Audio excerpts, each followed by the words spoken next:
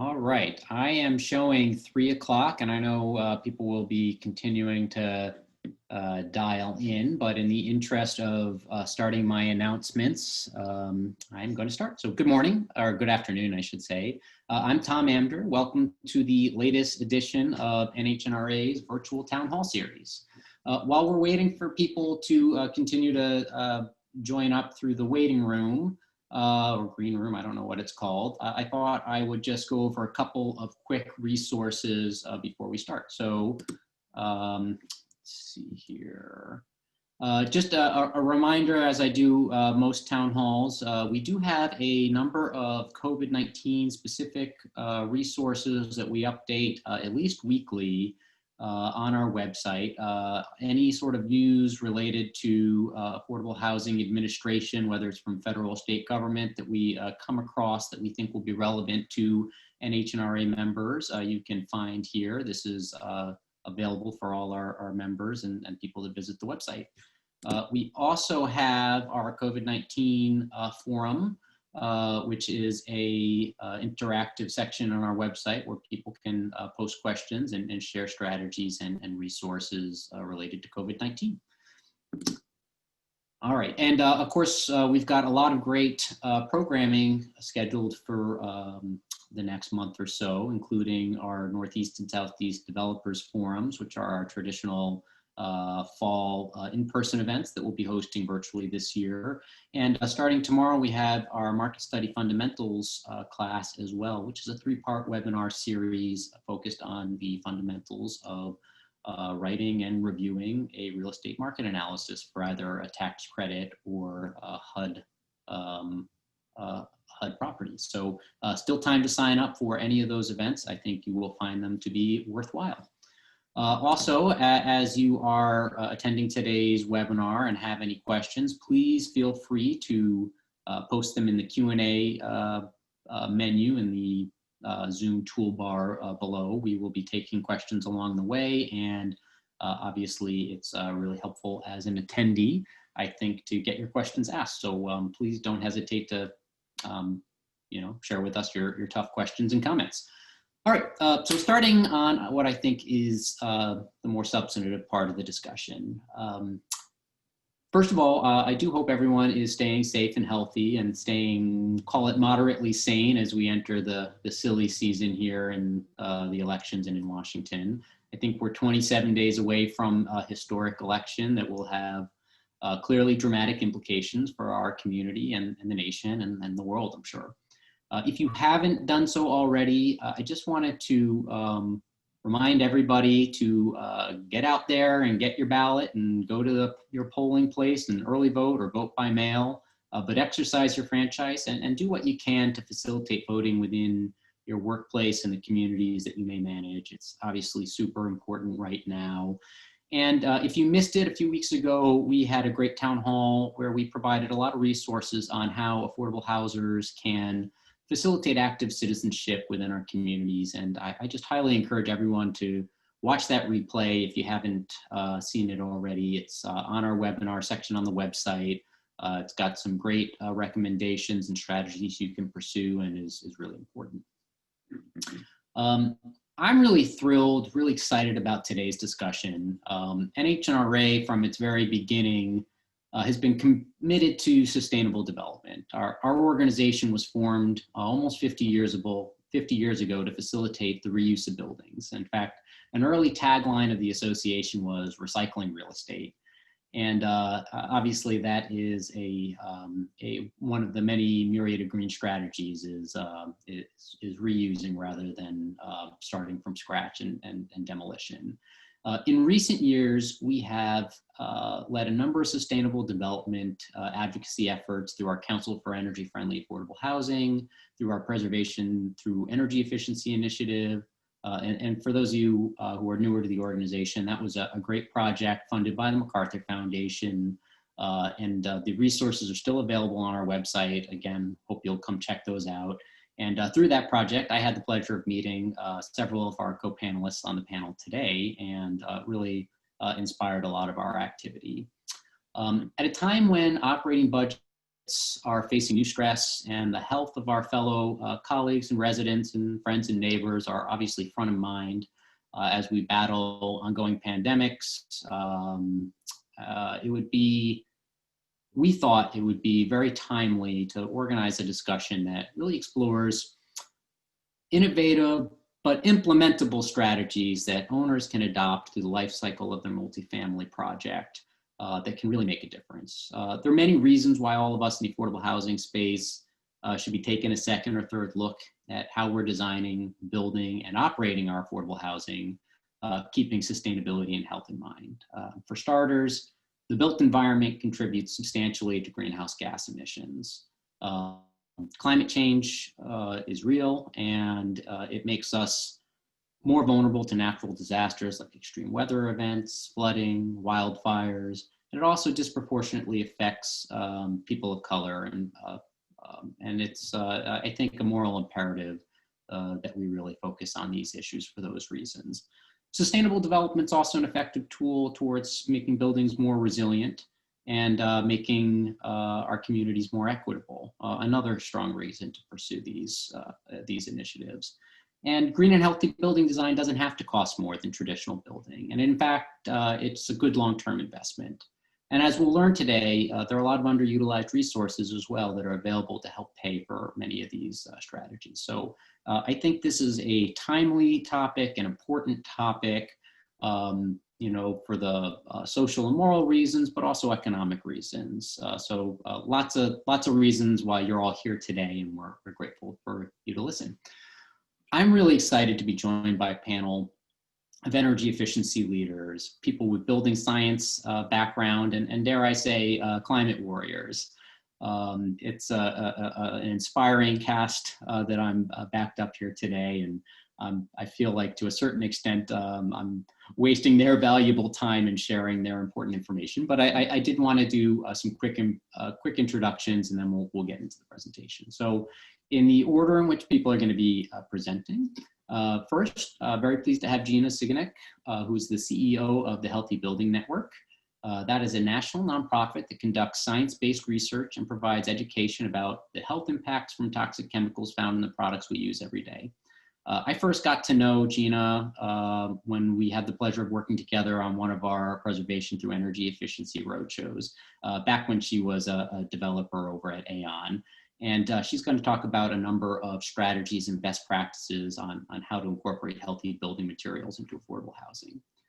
Next up, Ravi Malhotra, who is the founder and president of ICAST, which is a nonprofit multifamily housing energy efficiency intermediary with a focus on affordable housing. ICAST provides clean energy design, development, planning, and construction services to multifamily owners. Ravi and his colleagues have been instrumental in a number of NH&RA's energy efficiency initiatives. And for the past several years, I've had the pleasure of working directly with ICAST as a member of its board of directors. Ravi will be making the case for investing in higher performance systems through his presentation. Next up, we have Erin Ishizaki, who's a partner over at Mithune, which is an integrated design firm. She's an award-winning urban designer, planner, and architect who's nationally recognized for sustainable development and healthy housing. Erin will be sharing with us how we can design buildings, I think, differently, integrating public health into design, facilitating social connections, again, through design, and as well as green and sustainable building systems that save energy and facilitate health among its residents. Erin will be followed by Krista Eggers, who's Vice President of National Initiatives, I should say, at Enterprise Community Partners, where she manages the national sustainability efforts over in that organization, including its Green Communities platform. I think that Krista and I first connected through the Network for Energy, Water, and Health in Affordable Buildings, or NEWHAB, where she also serves in a leadership position in that organization. And we've had the pleasure of collaborating on a number of state and local advocacy initiatives around the green building standards that Enterprise has developed, and that you'll be learning a fair bit more about today in its latest iteration. And last, and certainly not least, Todd Nedwick, who is the National Housing Trust's Housing and Energy Efficiency Policy Director. Todd, I think, is one of the leading advocates nationally for affordable housing energy efficiency policy and resources. And through his leadership, particularly within the Energy Efficiency for All initiative, I think has been one of the most effective drivers in creating new funding sources to support green affordable housing in the country. And Todd will be sharing an update on some of those resources, as well as some recent analysis that EFA has conducted looking at state green affordable housing policy. So we're going to split our discussion into two components. So I've just sort of laid out the first component, which will be brief presentations from each of our panelists. And we're going to try to take some Q&A after each section. And then we're going to leave some time for a roundtable discussion after the presentations. And we'll also be taking some additional questions then. So without further ado, I'd like to hand the slides over to Gina, who will kick us off. So Gina. Thanks, everybody. I'm having this issue again where it's not letting me advance. Oh, there we go. So if I'm not advancing, I will say advance, and I think maybe that was Caitlin. We'll figure this out. So thank you for having me here today. I'm thrilled to be here. As Tom mentioned, I'm the CEO of the Healthy Building Network. We do research and education about toxic chemicals in products that we're exposed to each and every day. So Healthy Building Network has a vision that all people on the planet thrive when the environment is free of toxic chemicals, and we have a mission to advance human and environmental health by improving hazardous chemical transparency and inspiring product innovation. So we have a team of researchers and scientists and building experts, and I am certainly far from being a scientist. I didn't even like my chemistry class I had in high school or college. So somehow I ended up here after 2 decades of being an affordable housing developer. I was known for innovations and high performance healthy buildings, and all of a sudden realized I wasn't thinking about the building materials, and I was learning that we don't know what's in them. So we do think about a lot of pieces and this idea of what's missing. We work on energy efficiency. That was probably my sweet spot. We think about design, the physical and social design that really supports people. Location and access. Do people have access to food? Is it close to transit? Water efficiency, health, non-smoking buildings. Are there gardens? Are there workout facilities? I had no idea that leaving out products in relation to their toxic chemicals and life cycle really undermines not just new construction, but the volume of chemicals or products we use every day in maintaining our portfolios. So why should we pay attention when we have a lot of other things to pay attention to?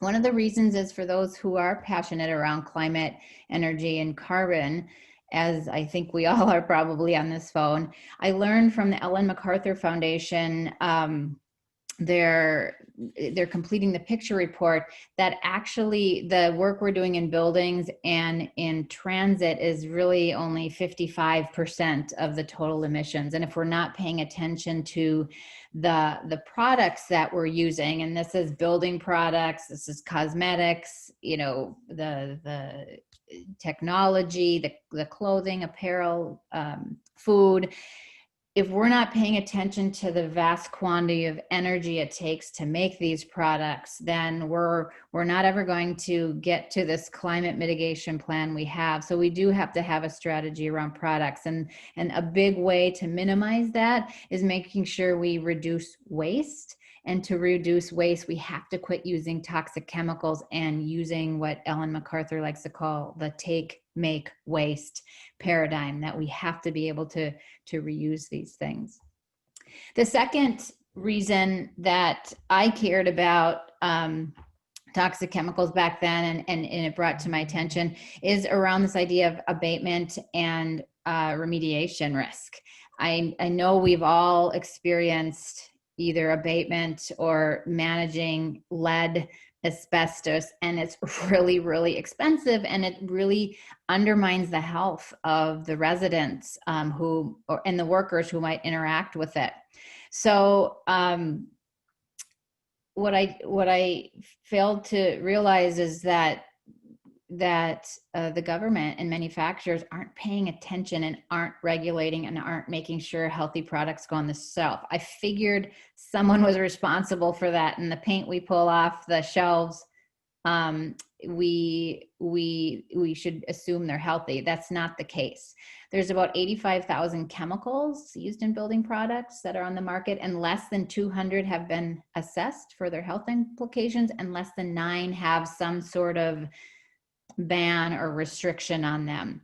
So as scientists are looking at, formaldehyde being carcinogen and phthalates that are in floors, vinyl floors, and other chemicals, more and more evidence are showing the connection between these human health impacts. And when they start to get banned, we will all be faced someday with, what are we going to do with all these floors or paints or other things that we put in the unit? So if we can know about them now and mitigate the remediation risk, and of course the health risk, we'll be better off. The third reason is around health and equity. So I just mentioned a few of these issues around exposures and some of the health implication, from cancers to autism to obesity to diabetes to immune issues.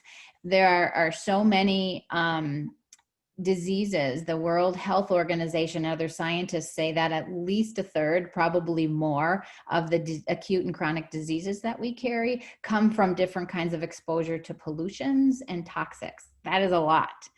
And it affects all of us, but the lowest income populations and people of color are disproportionately impacted, because oftentimes the lowest income populations live in communities that are fence line communities near factories. They go to work all day in factories and construction jobs and maintenance jobs and jobs that do expose them to more toxics than in their home and in other ways. So as we're seeing in COVID now, it's revealing that the lowest income populations and people of color are more susceptible to the disease and death.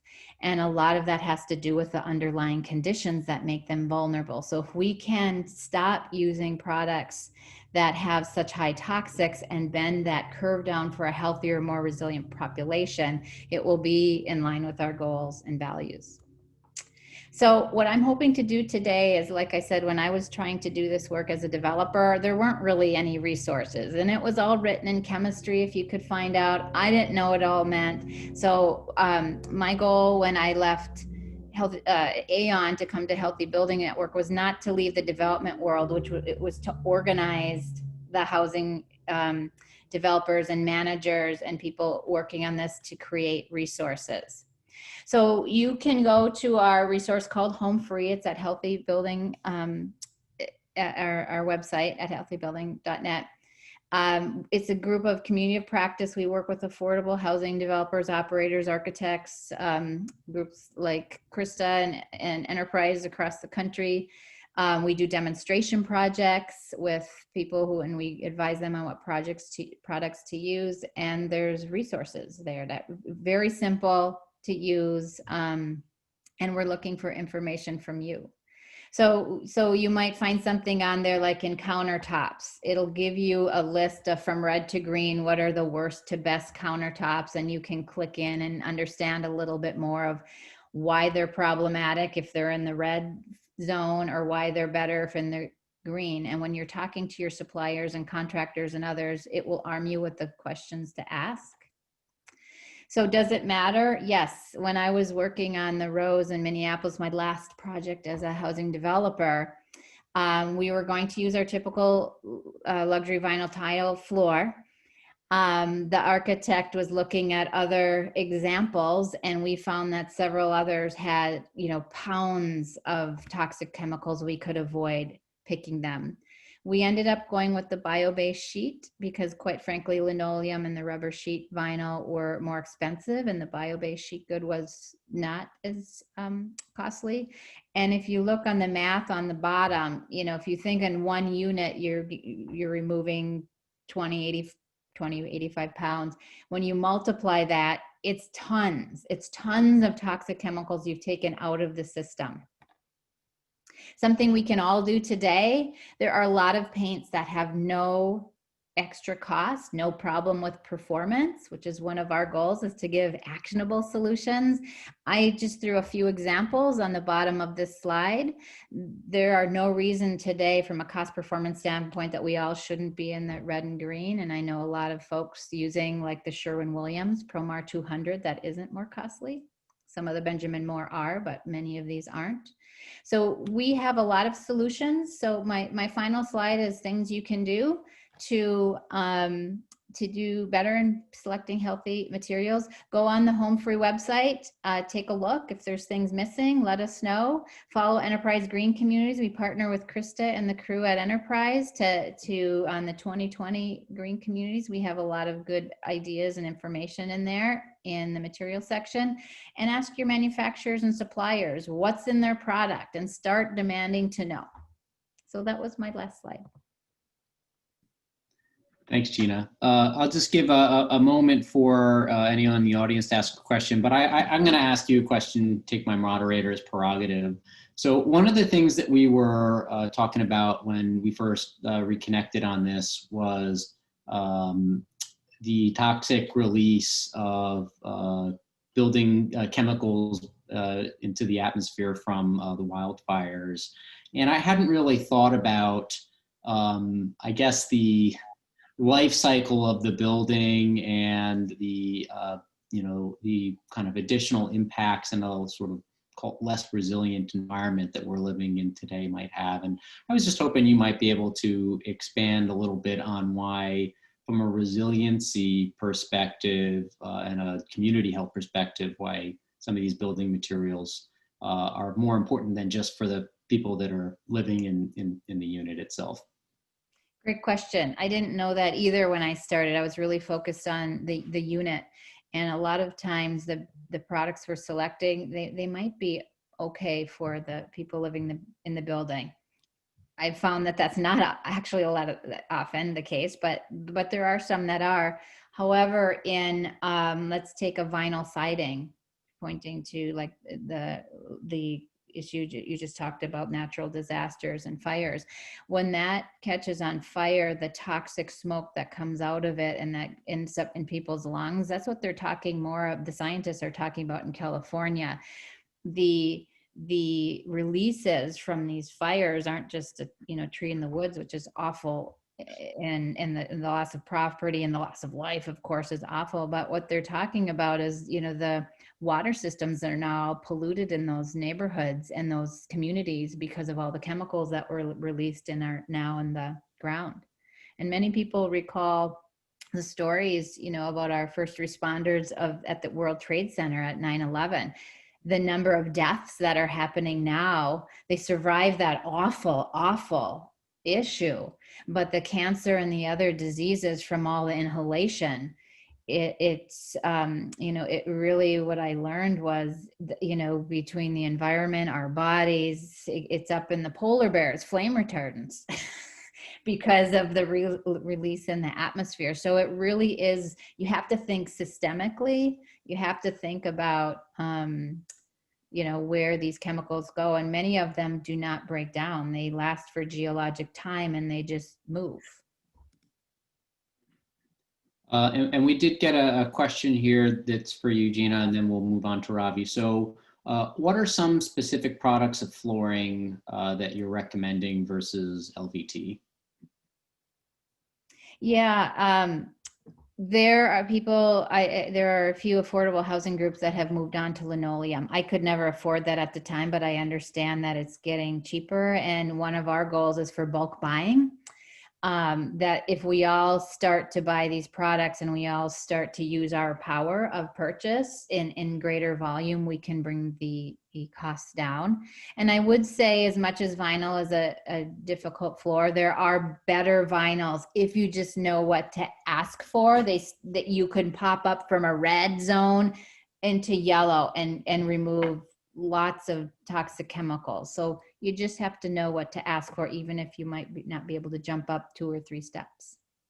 Thanks, Gina.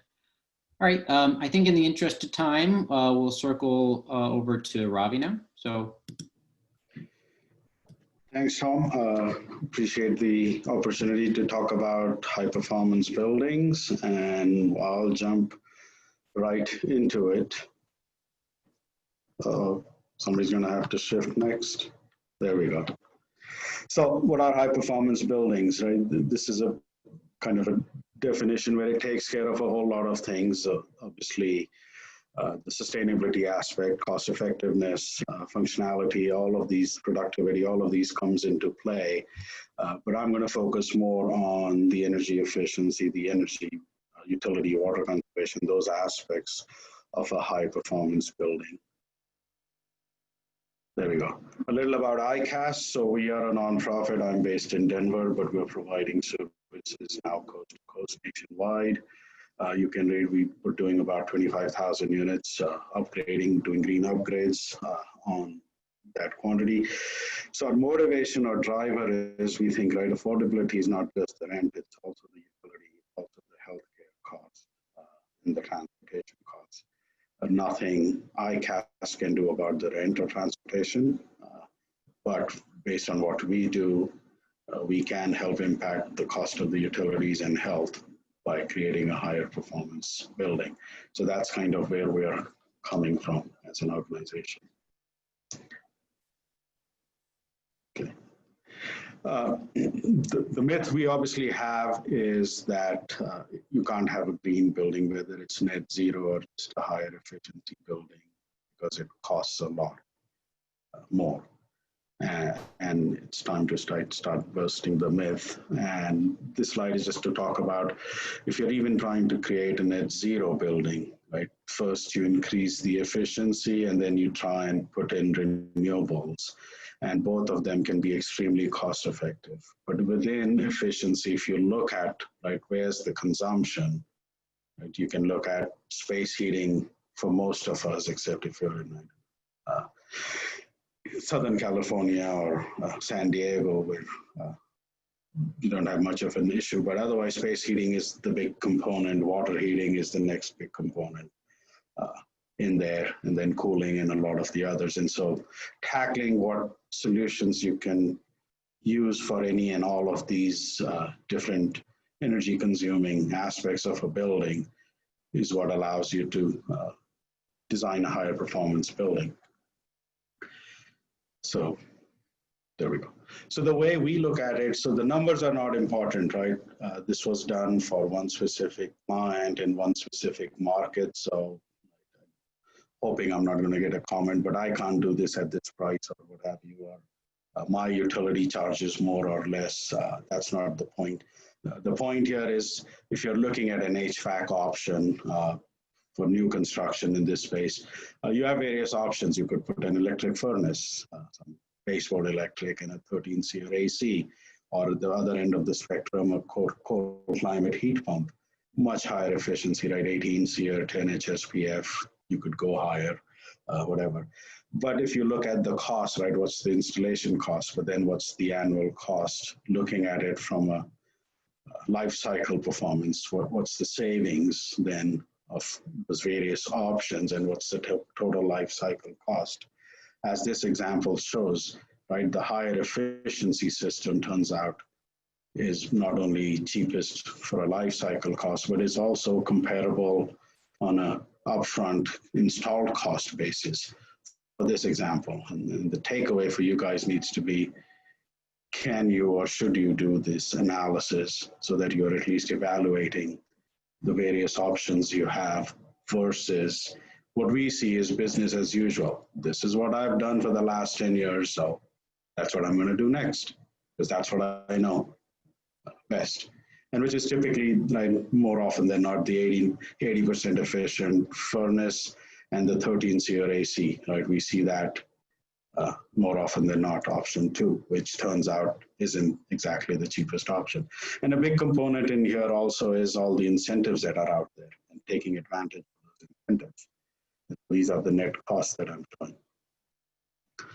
And then we did the same evaluation. Hopefully it will stay here and not move, because I pushed it right on a retrofit. And so if you're going to do a retrofit, what would that cost be? And those costs are somewhat different, but it's the same kind of analysis that can be done on a retrofit project and look at where that leads you. Moving on. Now we did a somewhat different analysis. This was for a net zero energy retrofit product. And then we are looking in this case, so that was just the HVAC. And so in here we have HVAC, except because we were going to net zero, we were not going to be looking at a baseboard electric. We were not going to look at a gas. And so the options we had here were cold climate heat pumps and ERV system, higher efficiency shell measures. But it's the same kind of analysis in the sense we're looking at, right, what's the incremental cost from a double pane to a triple pane? What's the incremental cost to get to a 1.5 air changes per hour? What's the incremental cost of a cold climate heat pump versus putting my baseline? And so now we're looking at incremental costs to get to that much higher efficiency or a high performance building. Then what are the incremental savings? What is the EUL is the estimated useful life, right? Welcome to my world, a lot of acronyms. And then based on, and then bottom line, what's the cost per kilowatt hour, right? And this analysis essentially is meant to help us make a decision, right? What am I paying on a cost per kilowatt hour to the utility right now, right? That's my baseline cost. And if I can do something at a lower cost than what I'm going to be paying to the utility, it's a profitable investment to make those investments. And so in this case, right, I'm spending 1 cent or 2 cents on those cold climate heat pumps, 3 cents on a heat pump dryer, etc., 7 cents on an energy monitoring system compared to the savings, 10 cents on control devices, etc. This helps us make decisions on what makes the most sense in terms of a higher performance building. And so in this case, right, the ACH, getting that was more expensive in this case. So, and again, it's tied to what is your baseline? What are you spending right now? What are, again, incremental costs? So don't make a comment, I couldn't do it with this incremental cost. And this, by the way, is for a 6-unit building. So this is the incremental cost for all 6 unit at this one property. And then we got rid of gas. So what were the savings in terms of the gas measures and not having to pay for the gas meter and all of that? So we basically add that up to come up with what's the net cost increase for the various options and what are the savings. So different ways that you can slice and dice and get an idea of what makes the most sense, at least what's cost effective or not. And I'm trying to move this again. And so most of us talk about, right, what's the benefit? And we talk about, well, we're going to get a reduction in the utility bills. Yes, that's one of the things. But it's more than that, right? There's so many green lending incentives from Fannie, Freddie, FHA that can help you reduce your mortgage costs. There's enough data talking about occupant turnover and occupancy rates being better when you have higher performance building that are more safer, more comfortable, and all of those benefits. And at the end of the day, all of this basically adds up in our minds to better property value and a higher NOI. And to us, that's kind of the driver. That's what we're selling to all of our clients to move in that direction. And we have some who are like sold on a lot of these high performance buildings because some of our developer partners now are evangelists who swear on all electric, very high performance buildings because it's actually saving them money up to $500,000 per building. It's less than if they did business as usual. And so my intent is to ask you to do that kind of analysis and not just assume business as usual will work fine. There's a lot of new stuff coming around, the Internet of Things for smart buildings. So this is getting better, faster, and cheaper. It's kind of like solar, right? 10 years ago, it was $10 per watt. Right now at scale, it's $1 a watt. And so a lot of these control systems, mechanisms, lighting controls, utilities are now expecting 40% additional savings from lighting controls. There's a research paper saying that there's 10x wastage on things like light, because the useful light is when you need it, when you're around, but how many do we leave the lights on, and those kinds of things. So there's a lot of opportunity here to get a lot more efficient. I think I moved on. I wanted to just end it with, yeah, I'm going to skip all of this. These were just extra slides. So any questions, I'll take them now. Yeah, Ravi, so I'll kick off with the first question. So, you know, it's interesting having seen a similar presentation that you did for us, you know, 7 or 8 years ago. The financial argument is a lot more compelling now than it was then. I think, you know, energy rates being different places and the cost being lower, like you identified. But I'll ask probably the same question that I would have asked back then too, was what thoughts do you have in terms of timing? When should you, the owner, be doing this type of assessment? At what point in the planning phase, whether you're, I mean, do you have a recommendation of how to get the most bang for your buck without, being duplicative and having to redesign a building or plan, for example? Exactly right. As the saying goes, do it right the first time. So that's the answer, right? Do it right up front. And what you'll also find is there's a lot of utilities. So we run a lot of utility programs, right? And their incentive programs.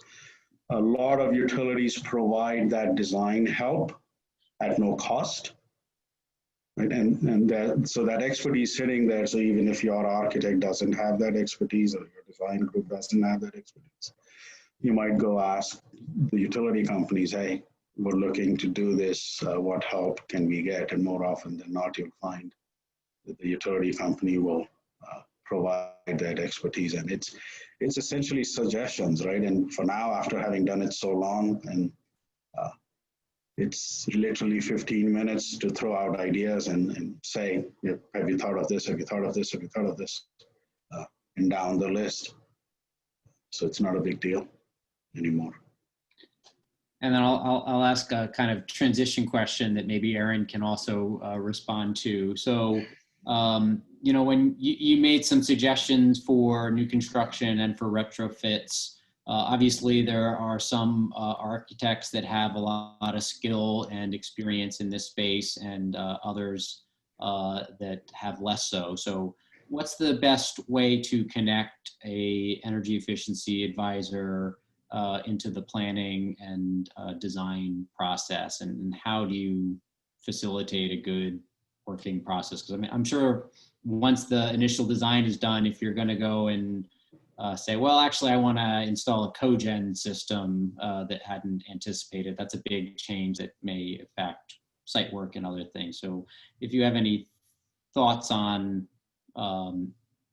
when it makes sense to make those connections and how best to get those two members of your team working well together. And Aaron, you can take a crack at that after Ravi does. Sure. So our experience has been, right, so there's a group of architects who are in that space and are comfortable. And so they require very little guidance. They just see us as another evangelist saying the same thing, trying to convince, so they were right on their side and convincing the developer to go down that path. And then our role, because if you're doing a utility program, is giving them the fodder and giving them some analysis, and then also telling them, if you do this, this is your rebate check. This is the cash you're going to get from the utility to help you there. The other end of the spectrum will have architects who are not well versed with this. This is not their thing. They don't want to go down this path. and they will fight this tooth and nail. Even if the developer wants it, you have a fight on your hand. And the question then becomes, right, what's in it for them? Because this is more work for them. And unless we come to some kind of an agreement, we've done things where, hey, a portion of this rebate that you're going to get from the utility maybe goes to the architect and the MEP engineer and the team, because they're going to spend this extra time doing this analysis or get somebody to do that. But if you don't do that, then more often than not, it fails. Because then they just see it as this, you just threw more work at me without any more compensation. So they want us gone. And that happens. Hopefully that doesn't happen too much. Erin, what's your perspective on that? Well, you know, it's funny. I'll actually give a real world current example of a project that we took on some of these exact strategies and talk a little bit about that. But I'm actually thinking back, Gina, to when we worked together for a brief moment in time on the Rose project with Aon. And I think, you know, in retrospect, if the full team can just make a little bit of space, Ravi, as you said, to sort of stop, give yourself a moment to question your assumptions, give yourself a moment to see what kind of opportunities there may be that you haven't thought of, and connect with folks who are really familiar with some of those rebates and other things through the utility programs. I think that's a really key opportunity moment for each of us whenever we're looking at a big investment. So that would be my thoughts on that one. All right. Well, I think that's a great transition to your portion of the presentation, Erin. So I don't know if the slide control has been transferred over to you yet, but there we go. Yeah, thanks. So hello again, everybody. My name is Erin Ishizaki. I'm a designer based in Seattle at a firm called Mithun, and we're a integrated design firm all the way from conceptual through full construction administration services on, amongst many other things, housing. And this is a photo of one of my coworkers. You know, we all feel very fortunate right now to generally be doing well and safe during the current crisis, working from home. But obviously right now, more than any time, all of the forces at work are putting a lot of pressure on everybody and on our homes there, you know, for our residents. And being here in Seattle, I certainly have experienced some of those, the smoke from the wildfires, and just thinking about all of those elements at play. So I think for us, certainly for many of us, health is not really an abstract thing. It's a pretty real and immediate focus right now. For us as designers, you know, going all the way back to over 10 years ago now, the first time that we really saw a direct connection between health and design choices was working on this project in High Point in Seattle, where there was a pilot project of several homes within a Hope 6 project that were built out specifically focused around reducing childhood asthma risk factors with some very simple small cost items and changes. We saw a really dramatic decrease in emergency room visits for those residents. So it was just kind of remarkable to understand how choices that we make on an everyday basis can have a dramatic effect. Don't need to go into this too long, but just thinking about all of the different factors at play within each of our lives that really affect our health on a daily basis, and build up everything from kind of the broad institutional factors that we're all thinking about, and some of those systemic things that Gina talked about, to sort of everyday decisions that we make. And to me, all of that really underscored that again, everyone from developers and designers to programs and resident services, property management and operations, and all of the community partners that many of you work with, we all have a role to play. And if we all focus in on how we can improve health, there's a lot that can be done. So our work as a firm has really been looking around, thinking about all of the intentional moments that we can take throughout that full building and project delivery life cycle, from the very first idea of development and finding a site, or looking at a rehab, thinking about residents, design and construction decisions, and all the way through operations and maintenance. So wanted to highlight a couple of key things that we, through the past several years, especially today, have recently been a really big focus. And one of those is really promoting inclusion and spatial equity through design. And, right now, for many of us, I think we're all yearning to connect in person, right? It's tough.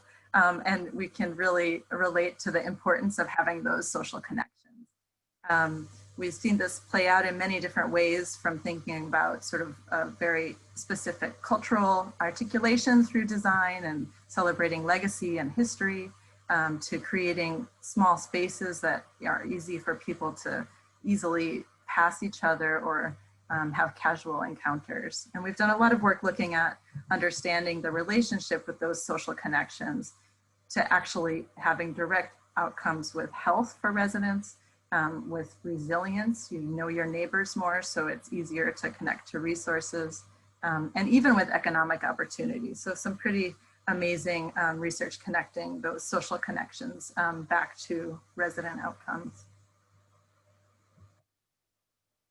Another huge theme, of course, is access to nature and restorative moments, and easy ways to incorporate those throughout projects.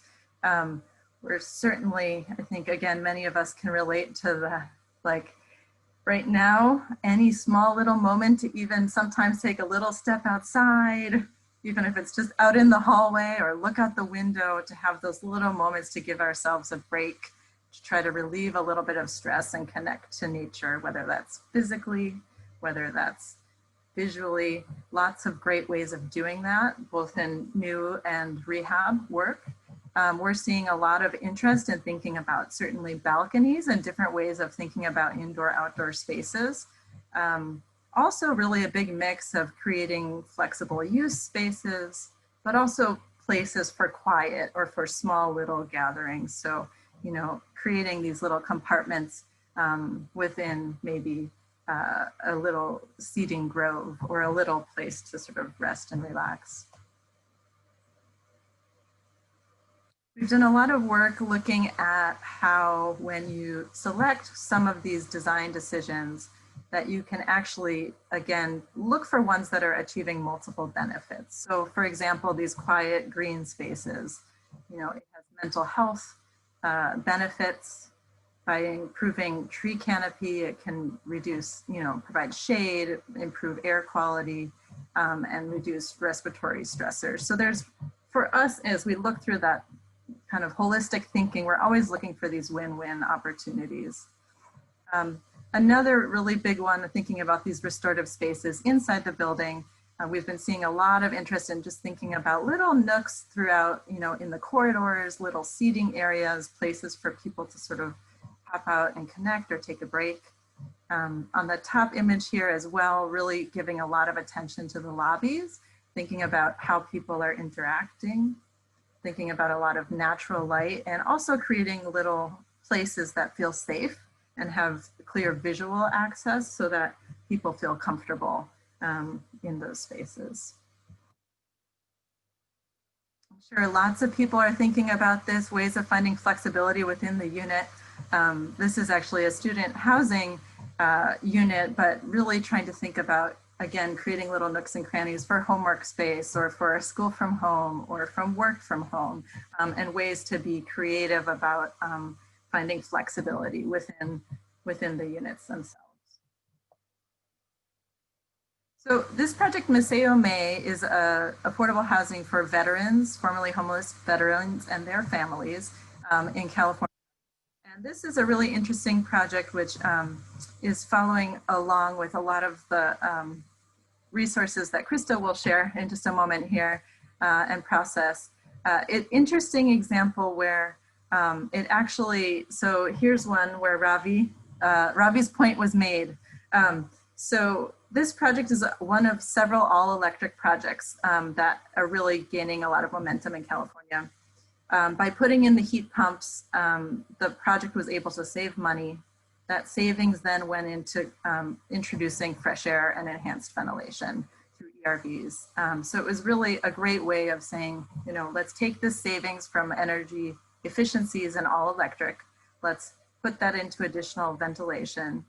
Let's use that to help us during wildfires and smoke events, and really as a future-proofing kind of element. So that's been really, really successful and important in the last couple of months as well. This project has a lot of great examples of looking across both design, programs, and management strategies to really have all of those functions working together to improve resident health. And lots of simple, small things can all kind of come together to support resident health. So just to kind of wrap up, what we're hearing from all of our clients is really, we've seen a pretty dramatic shift over the past few years to really begin to focus on health from the get-go. I think, you know, developers are really recognizing the savings, the good business case for this, and that oftentimes thinking about it from the start, it's not more money or it's incremental. So we see that is a pretty common theme throughout, and just lots of interest in incorporating these small decisions through the project. So just wanted to end on that note. Happy to answer any questions. I did include this little list of resources here if folks are interested in some of the different tools that we've discussed so far. Thank you. Thanks, Erin. So just reminding folks in the audience, please put your questions in the Q&A toolbar if you have some. We do have one question that I know somebody asked a little while ago that I'm saving for later, but we haven't forgotten you. And I guess one question specifically for you, Erin. So I think you put into good context the value of some of these ventilation strategies given the you know, the wildfires. I'm just curious if there's anything specific to COVID that you may be thinking about, not just ventilation maybe, but filtering systems or anything like that that maybe are informing kind of future project design in the event that we have more airborne illnesses to navigate in the future. Yeah, you know, thanks for asking. I didn't mention on that Maceo May project, in addition to the enhanced ventilation, part of what they also did was to create two things. One was actually adding filters to the ERV system that can be changed out on a regular basis for air quality. The other is they put in a sort of this resilience hub that's solar powered with battery backup that can power all of the kind of key elements of the building in case of a brownout or a power outage. So definitely thinking about those scenarios and how to keep some of those critical functions going has been really important. Actually, all of the other strategies I talked about, the social connections, we've seen from Denver Housing Authority and others that in properties where there are those social connections, the residents seem to be doing better right now with regards to COVID. Certainly the mental health restoration, the outdoor spaces, a lot of those are, you know, they're benefiting in this time. And I certainly put indoor material selection, Gina, to your point, as like air quality, right? In all its shapes and forms, just so important when we have our windows closed and we're stuck inside. So, yeah.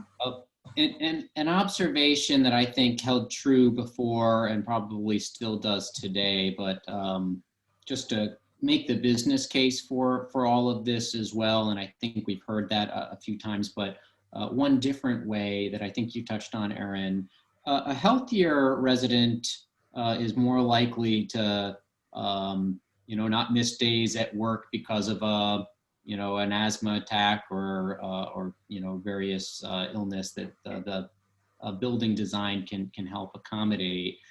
I would speculate, although I haven't seen any data on this, so this is just a guess, but my guess is that probably the inclusive design buildings that you know, Erin, you know, demonstrated to us are probably the buildings that have a higher proportion of people, paying rent now, even, when they may be financially impacted because they have a better sense of well-being and the building is contributing to their health, and it's easier to make that decision.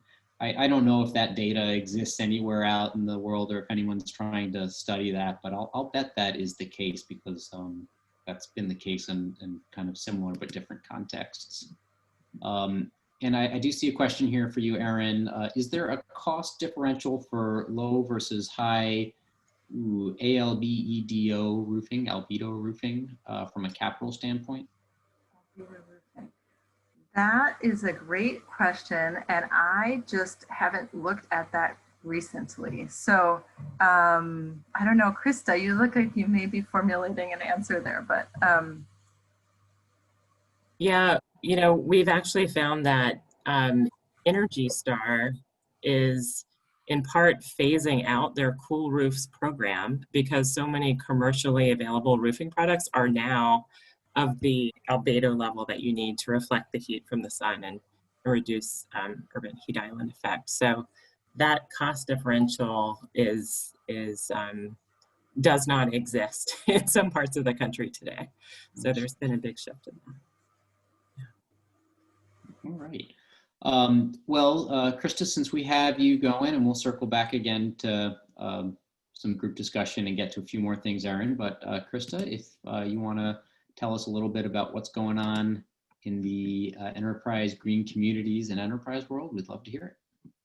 Great, thanks Tom, happy to do it. And thanks for the invitation to participate in this great panel.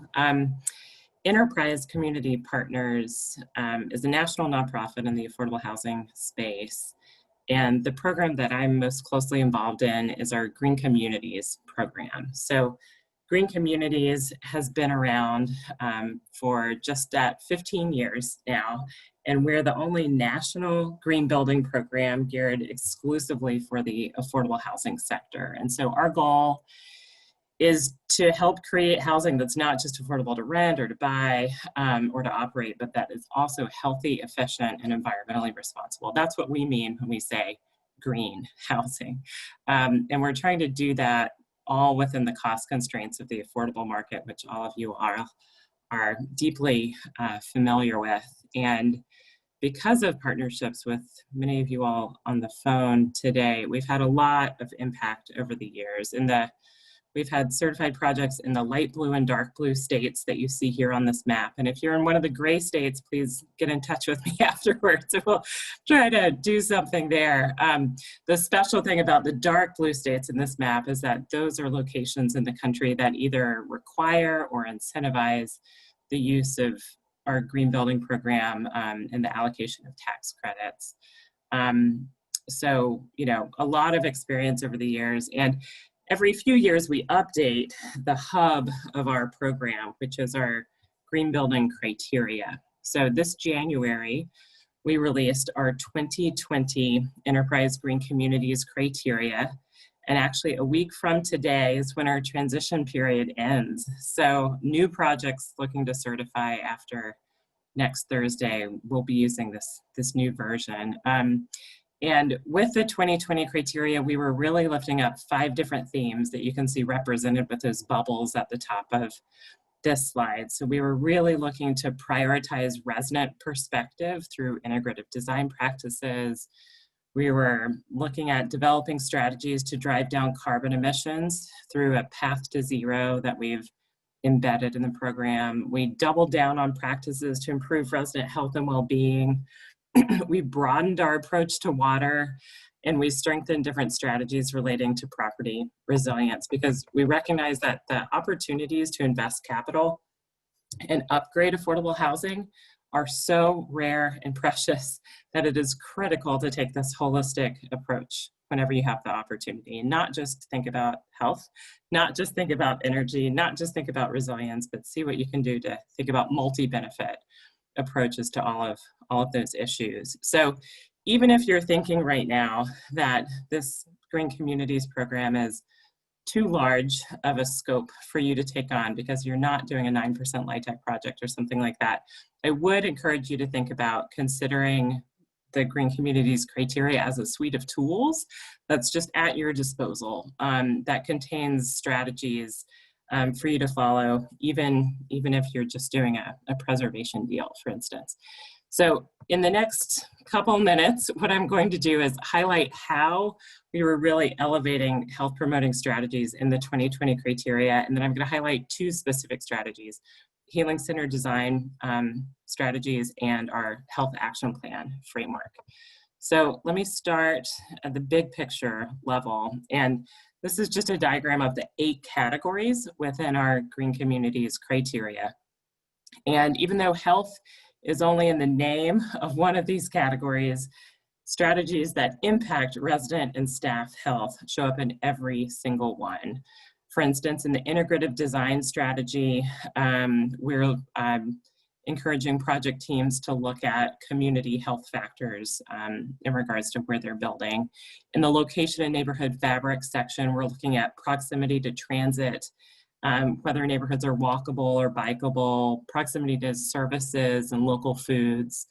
In the water category, we're not just looking at water conservation anymore, we're looking at water quality. So the presence of lead and Legionella, or if you're on a private well, also looking at nitrates and nitrites.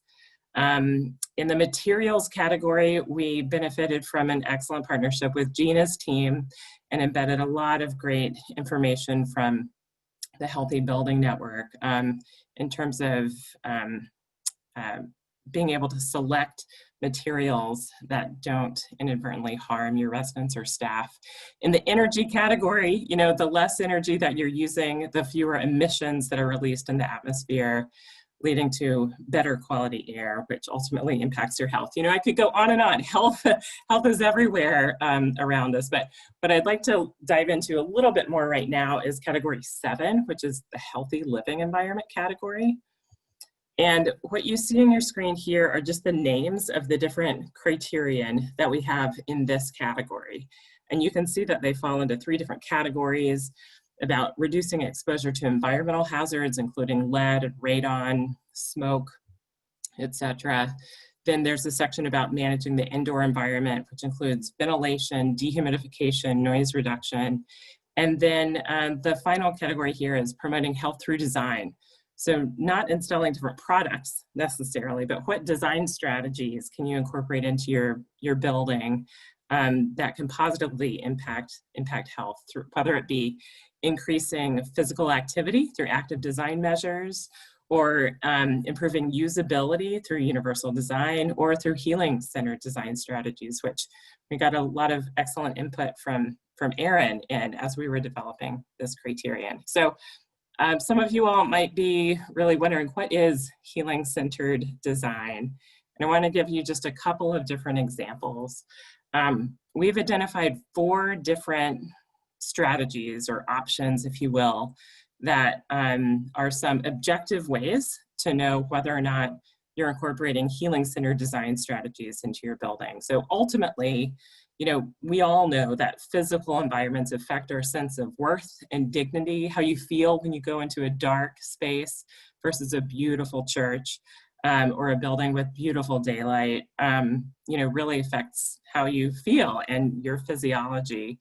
And, you know, as designers or as retrofitters, we have the opportunity to lift people up and to contribute to healing from various experiences that they've had in their lives. So creating welcoming, safe, accommodating spaces that promote connection can go a long way in healing. So the 4 different phrases that I have here on the screen are these different options that we've lifted up in our criteria for healing center design. So we start with this first one about providing an environment that promotes feelings of real and perceived safety. So this could be simple things, things as simple as features that allow people to choose the physical distance between themselves and other people. So like having wide hallways or having alternative pathways from going from one space to another, having clear lines of sight, having visible and secure locks, a number of different simple strategies that you can identify that promote this one. The next one is creating flexible spaces that allow for personalization to meet individual and community needs. So designing spaces that allow people to adapt them over time to meet their needs can be really meaningful. And Some sample strategies here are having variable lighting controls, shading devices, climate systems, so the people living in the unit can actually adjust those things themselves. Involving residents or the community in creating signage for the building and naming spaces, having movable partitions or furniture in community spaces are some other examples. The third one here is connecting residents and staff to a living landscape and the natural environment. So when we're thinking of this objectively, we're thinking about having at least 2 of plants, water, daylight, or natural views. Doesn't have to be green if you're in the Southwest, right? Daylight, natural views can still have a meaningful difference. So some examples here are creating like exterior common spaces with a mix of planted areas and hardscapes, and having those designed for comfort in all seasons and being easily accessible from the interior of the building. And then finally, the fourth one here is utilizing art and culture and project design and programming and promoting social connectedness. So incorporating art that's reflective of the community throughout the project is one example here. And the images that you see on this slide are actually schematics or examples from a project in North Minneapolis, which was designed to house artists.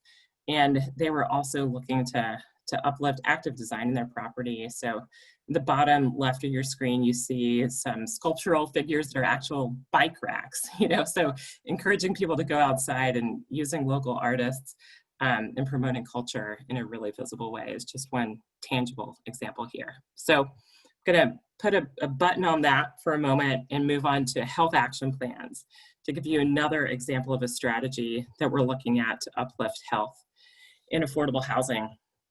So this health action plan process includes 7 steps that you see outlined on this diagram. And what this process is designed to do is not create just generic or prescriptive healthy homes, but create homes or design rehabs that are intentionally responding to the health needs of the community. So the idea is to embed really 2 new perspectives that aren't typically involved in affordable housing development. And that is of the community to a greater degree than maybe typical. And then the second perspective is from public health. So including residents early on in the design phase and identifying what type of relationship they want to have with their environment and identifying what they see as their primary health concerns can lead to really interesting results when you think about what you're prioritizing through your project. And including a public health professional in this process can provide a set of expertise and skills that is not typically involved in affordable housing or any type of housing development, frankly, and can really help identify which evidence-based strategies can respond to the needs that the community is identifying are really important to them. So we found when we go through these health action plan processes that after the community engagement and data analysis phases, when different interventions or design strategies, rehab strategies are selected for the property based upon those resident needs, they're often falling into one of the 5 different categories that you see listed on these column headers. So they have to do with injury and accessibility, or respiratory health, or chronic diseases, or cancer and toxin exposure, or mental health, trauma, and healing.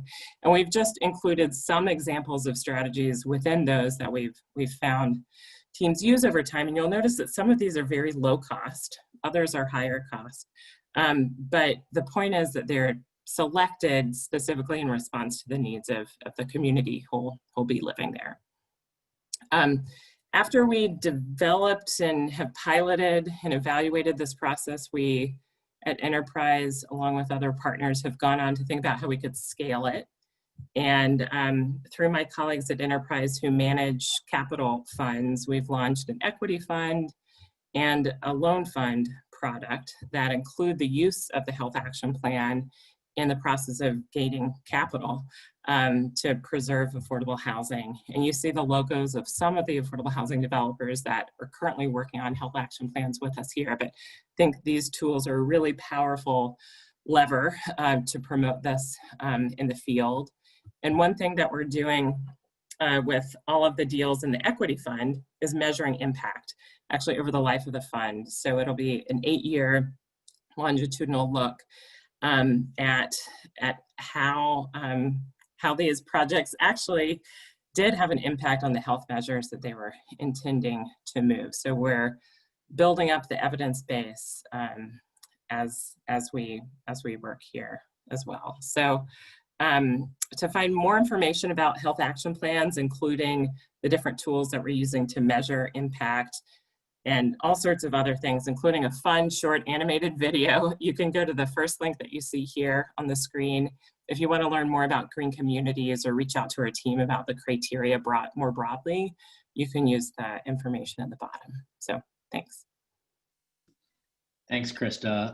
I have so many questions for you. I had so many observations from your talk just now, but in the interest of making sure Todd gets his time and then trying to loop back for some group discussion, I'm going to hold off other than just say that I hadn't really thought about the role of giving residents agency, within how they move through space and through the community itself and the value of that. But obviously, I think that is really impactful, and that's a takeaway that I just took from this discussion just now.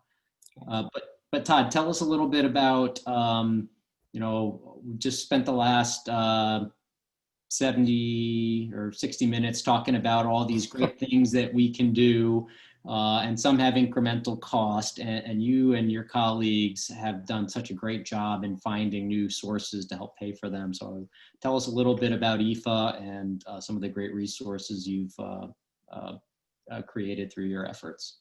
Yeah, absolutely. Happy to. And thanks so much for the invitation, Tom. So as Tom mentioned, I'm the Housing and Energy Efficiency Policy Director at the National Housing Trust. For those of you not familiar with NH&RA, we're a national nonprofit focused on preserving and maintaining existing affordable housing. And we pursue our mission through policy advocacy, lending, and real estate development. And I lead NH&RA's engagement in energy efficiency for all, or IFA. IFA is a national initiative founded in 2013 to bring energy and water efficiency to affordable multifamily housing. We launched IFA because we realized that the multifamily housing sector had traditionally not been served by the resources and programs that were available to provide energy efficiency services. And as you know, NH&RA being a developer and owner, we are certainly aware of the cost constraints that affordable housing owners operate under. And so we wanted to make sure that there was funding available to help fund some of the energy efficiency upgrades that we've heard about so far this afternoon. So what I'd like to do over the next few minutes is I think my fellow presenters did a great job talking about sort of the benefits of energy efficiency and green building. So what I'd like to do is kind of just dive into talking a little bit about IFA, what we do, who we are, and our impact. And I'm hoping that by the end of my presentation, there'll be a lot of interest from many of you to engage in IFA and to work with us on this project. So energy, it's not advancing. So Energy Efficiency for All consists of 4 national founding organizations. In addition to NH&RA, there's the Natural Resources Defense Council, Energy Foundation, and Elevate Energy. And IFA is also made up of about 50 local, state, and national partners who are located in these 12 states you see here, where we focus our work. And we also have a national social impact network called the Network for Energy, Water, and Health in Affordable Buildings, or NEWHAB, which currently consists of approximately 300 members and allies from across the country. So IFA's overarching goal is to ensure that all renters live in homes that are affordable and healthy. And our guiding approach to achieving that goal is to bring together diverse groups of advocates, practitioners, working together in partnership to change policies and practices. And this approach is very, very deliberate because we recognized early on that one of the barriers to bringing energy efficiency to affordable housing has been the silos that existed between the housing and energy sectors. From our perspective as a housing organization, we recognize that the interest of affordable housing owners and renters was missing from some of those key venues where decisions were being made about funding for energy efficiency upgrades. And our energy allies certainly realized that affordable housing was a very complex building sector to serve, and that they needed to learn from affordable housing practitioners how to best serve this sector. So EFA's strategies, first and foremost, we advocate.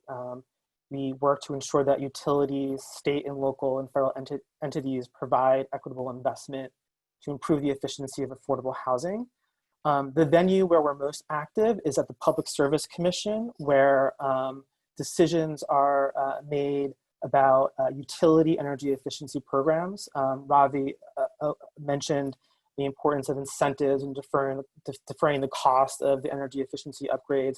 And so that's really where we focus our effort. Utilities spend about $8 billion a year on energy efficiency upgrades in in affordable housing, in energy efficiency generally.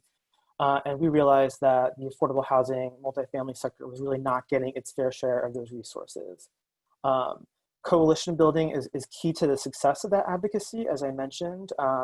We support state-based coalitions by providing funding, coordination, and technical assistance to state and local partners. And it's really important that we work together to really speak with a unified voice to advocate for these policies and programs.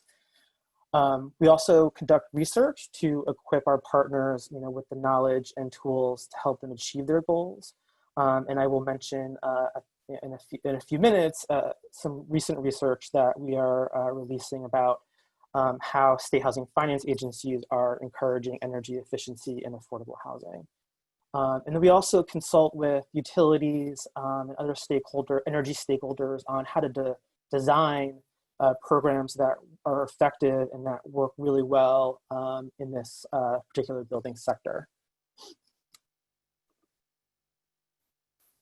So we've had a pretty significant impact in the 7 years since EFA started. We can count $770 million in new funding for energy efficiency improvements in affordable housing across approximately 40 new or improved energy efficiency programs throughout our 12 states and the District of Columbia. A couple of those programs Ravi's organization is actually implementing, which is really exciting. And so this graph kind of shows the life cycle of that funding over the next 10 years. We've about $75 million, actually more like about 125 or so million dollars have already been spent by the end of 2019. But that leaves the majority of the funding that we've secured yet to be spent. So over time, we're going to see these programs and funding that we secured actually kind of hitting the ground, so to speak, and the funding will be available for affordable housing owners. Oops. And this slide, which I think is pretty hard to read, unfortunately, just gives you a sense of how that additional funding is allocated across the jurisdictions where we work. So not surprising to see that, in California and New York, California specifically, about a quarter of the funding that is going to be hitting the ground is located in California. States that have a significant supply of affordable multifamily housing and also have traditionally been a little bit more progressive in terms of their support for energy efficiency policies. Sorry, my dog is about to lose her mind. Apologies. We're also seeing some significant investments in the Midwestern states that we work, like Michigan and Illinois, followed then by the Mid-Atlantic states, Virginia, Pennsylvania, DC. And our most challenging states are those in the Southeast, like Louisiana and Georgia, where there just traditionally hasn't been an infrastructure or a progressive policy framework to support energy efficiency programs and investment. And then, as I said, I wanted to provide a snapshot of some new research that we are going to be releasing. We, in 2017, took a look at 10 strategies the HFAs were using to advance green building. Obviously, the the tax credit program and the QAP is an important lever for encouraging energy efficiency and affordable housing. We're now working to update that report to identify how the use of these strategies has changed in 3 years. And it's interesting to see that in every category of strategy, we have actually seen an increase in the number of HFAs that are using that strategy. Third-party building standards continue to be the most widely adopted method to improve the energy, water, and health of tax credit properties. We've also seen significant growth in the number of HFAs that are using performance-based requirements or incentives, 22 states up from 13 in 2017. So these are state HFAs that provide performance-based incentives that require owners to establish energy consumption of a property pre-retrofit or pre-construction. So basically, these are HFAs that are requiring that incentivize owners to achieve a specific savings relative to the pre-retrofit energy use. And another encouraging trend that we're seeing is coordination with utility-sponsored federal and state energy efficiency programs. So this report, the 2017 report, is currently available on the IFA website, and we will soon be releasing the 2020 update to that report. And so I'll just conclude by, again, if you're interested in understanding what programs are being offered in the states that you work, please feel free to reach out to me. I'll connect you to the right people on the ground in that state. And we'd also love to get people, more housing stakeholders, to engage with us in this advocacy.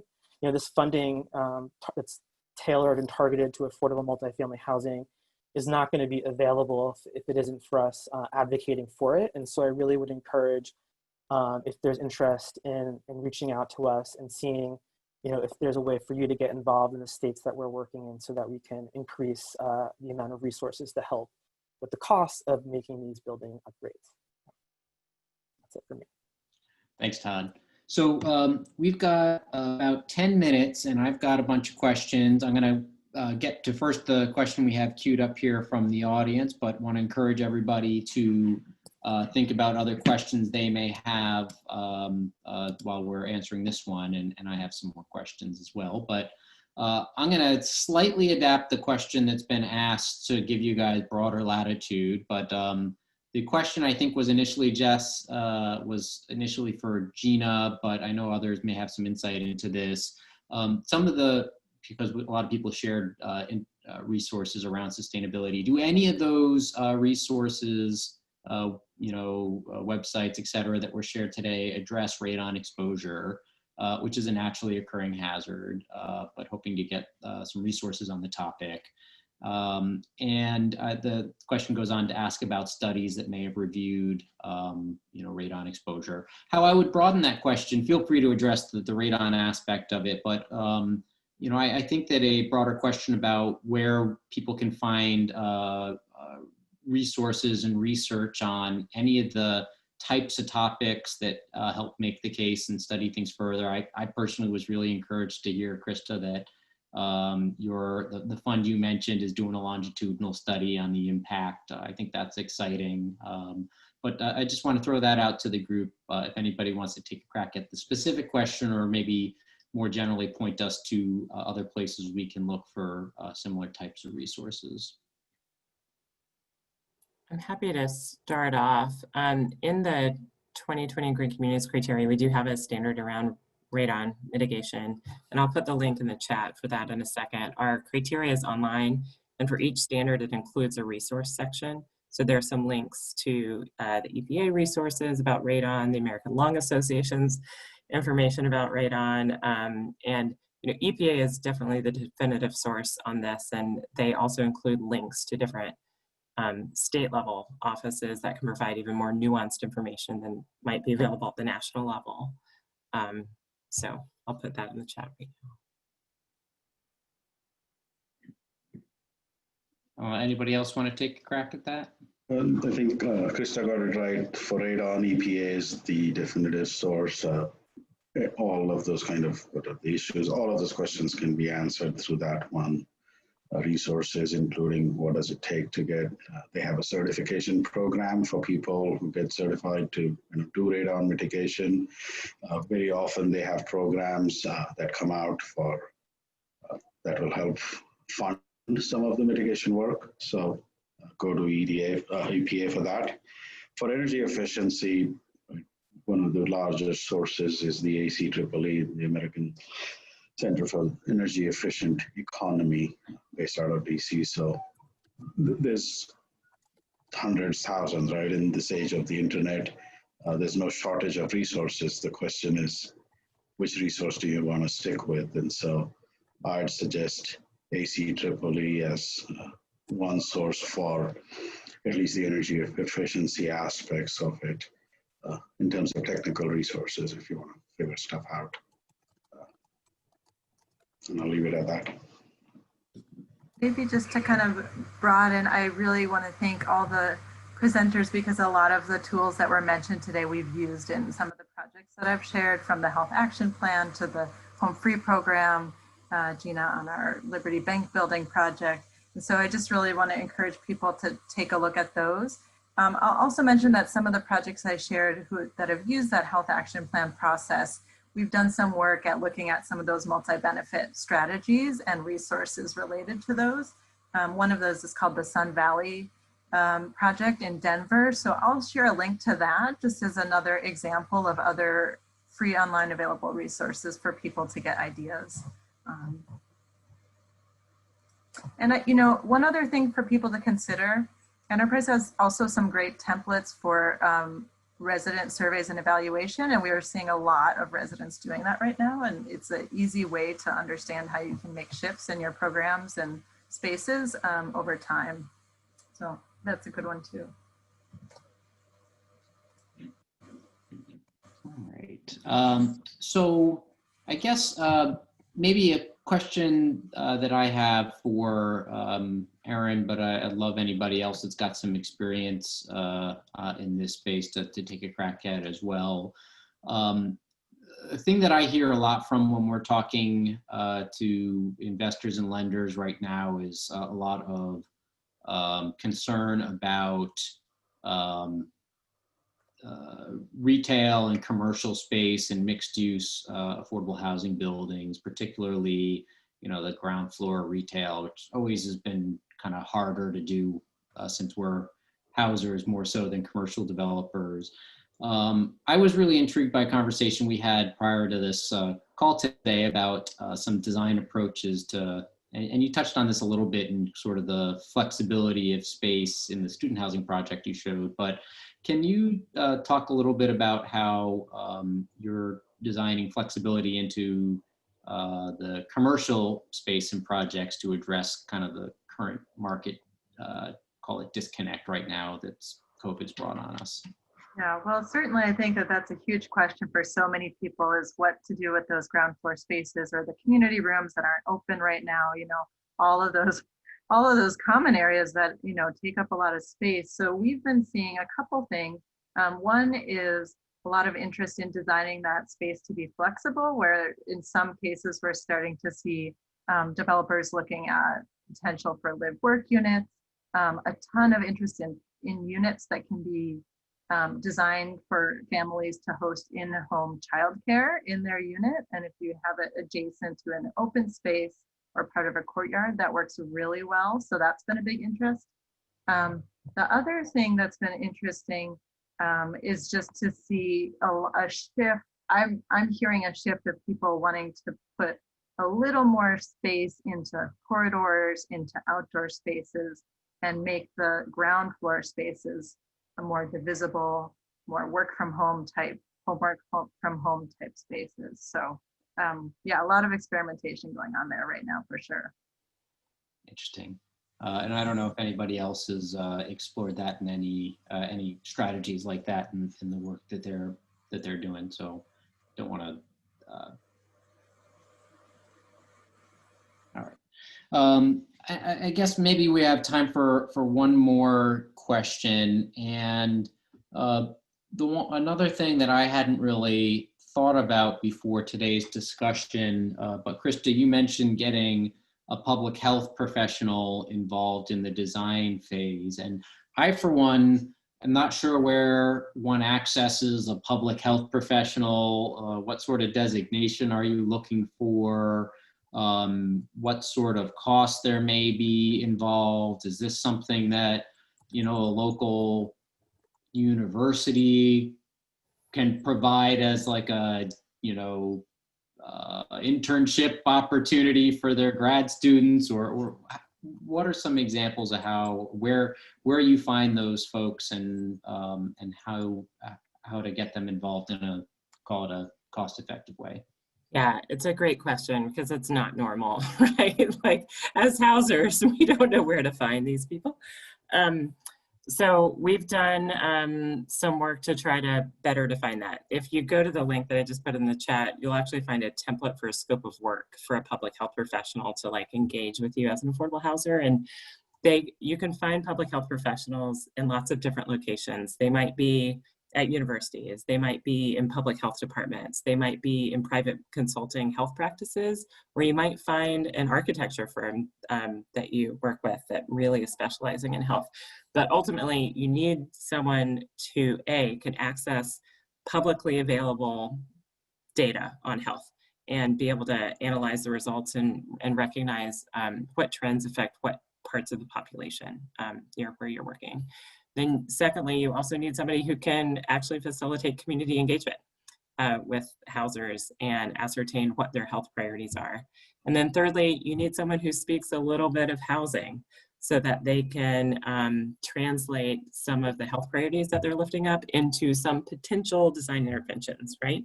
So link findings that they're uncovering to the need for a ventilation system, for instance. So those are the three main skills that you would look for.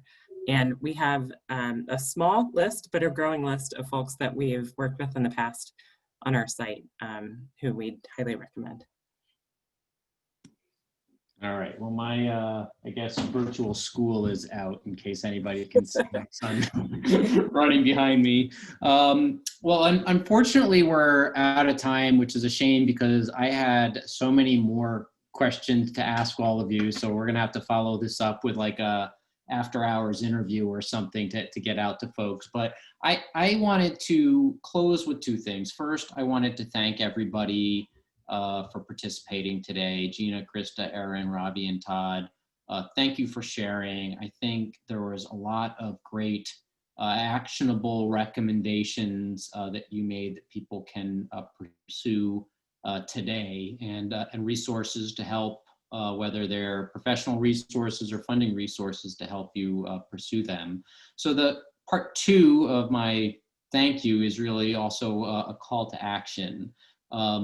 While this may not be in everybody's sort of natural wheelhouse, if you will, I think we've demonstrated today that there perhaps is an economic case to be made for pursuing these, ethical and moral and environmental case to pursue these types of strategies as well. And there are lots of great resources, many of which were shared today to help you do that. And every little bit makes a big difference. And we being on the front line of of real estate development and public health and equity, really have, I think, an obligation to push the envelope and do more and try harder, and to be reflective and review our strategies on a regular basis, because new resources keep on popping up and new approaches are getting developed constantly. And I can just say from my own experience, having spent a lot of time 5 or 6 years ago designing programming around this, I've learned a lot over the course of today about how far things have come since then. And I think it's worth all of us doing the extra work now to pursue green, healthy, sustainable, resilient, equitable communities. And so I leave you with that challenge and those thoughts, and thank our panelists again. Hope everybody has a productive afternoon and the rest of the week, and we will look forward to seeing all of you soon, either at one of our virtual conferences or our next town hall, which I believe is scheduled on October 29th. And we'll be looking at housing demand and methodologies to assess that, you know, in the COVID-19 and beyond world, which I think will be timely and interesting. So we'll see you down the trail, and thank you and have a great afternoon. Thanks, everyone. Everybody. Everyone.